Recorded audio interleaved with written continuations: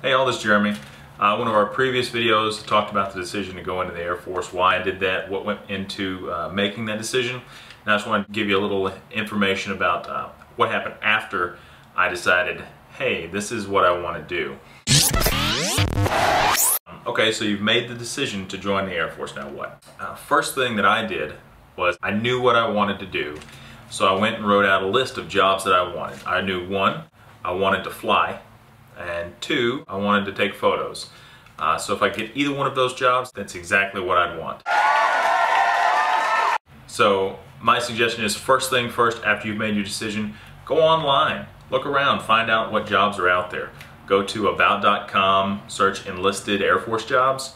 It's going to bring up a whole lot of stuff. Some of it may be slightly outdated, some of the formal training locations and whatnot, but that's alright. It still gives you a good description of the job and what's expected of it. You can also go on airforce.com and check enlisted careers. There's a little search box on there, check that. And it'll give you the Air Force list of jobs that we got. It gives you a little blurb about it and a nice little pretty picture with it. So go check that out and see if any of those things interest you. One of the good things to know is that 4% of Air Force are flyers.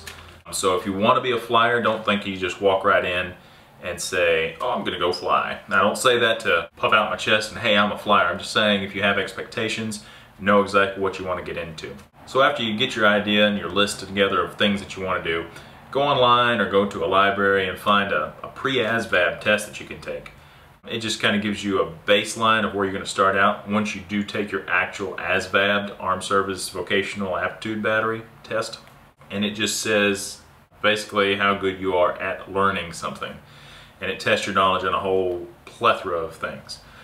Go find study materials on the things you're weak on, if you feel like doing that. The better you do on your ASVAB, the better your score is going to be, and the more jobs you're going to have available to you once you start looking for the job that you really want to do with the recruiter. And lastly, go see the recruiter.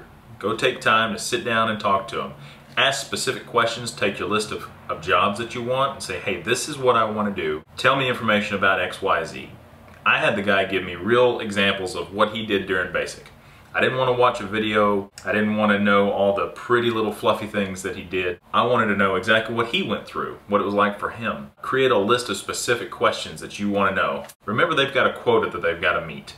I don't talk bad about recruiters. My recruiter was great. I've got a friend who's a recruiter, or was a recruiter at one point. Really great guy. You're going to hear a lot of people talk about how recruiters lied to them and did this and that. Recruiters do have a quota, but they don't make it a habit to lie to people. Again, really this whole big spiel is about knowing what you want and going after it and doing whatever it takes to get exactly what you want. Because yes, there are needs of the Air Force, but you have the ability to say, you know what, this is the job I want to do. You can hold out for that job, or you can just take whatever they put in front of you. Well, anyway, I hope that gives you a little direction to go whenever you've made your decision and you want to go what's next. So anyway, see y'all later.